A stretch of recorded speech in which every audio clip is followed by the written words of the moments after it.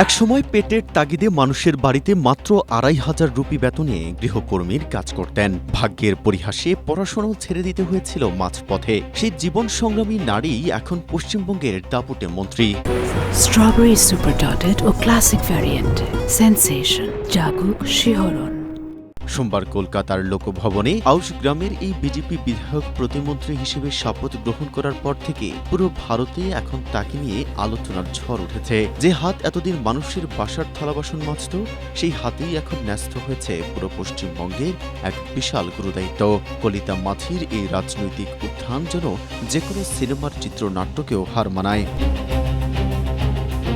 Booth পর্যায়ের একজন সাধারণ কর্মী থেকে শুরু করে আজ মন্ত্রিসভার সদস্য হওয়ার যাত্রায় তিনি বারবার কৃতজ্ঞতা জানিয়েছেন প্রধানমন্ত্রী নরেন্দ্র মোদীর প্রতি। শপথ গ্রহণের পর আবেগঘন কণ্ঠে তিনি বলেন, আমি কোনোদিন ভাবিনি বিধায়ক হব। মন্ত্রী হওয়া তো স্বপ্নেরও অতীত ছিল। মুখ্যমন্ত্রী শুভেন্দু অধিকারীর মন্ত্রিসভার এই ব্যাপক রদবদল ও সম্প্রসারণে কলিতা সহ ৩৫ জন নতুন সদস্য অন্তর্ভুক্ত হয়েছেন।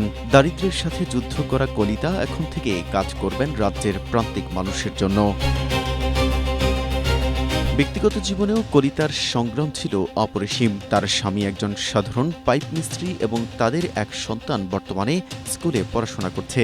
২০২১ সালের নির্বাচনে প্রথমবার দাঁড়িয়ে হেরে গেলেও দমে যাননি তিনি। ২০২৬ সালের বিধানসভা নির্বাচনে দল তাকে দ্বিতীয়বারের সুযোগ দিলে আউশ গ্রামের মানুষ তাকে বিপুল ভোটে জয়ী করেন। মেহেদী হাসান, এশিয়া পোস্ট।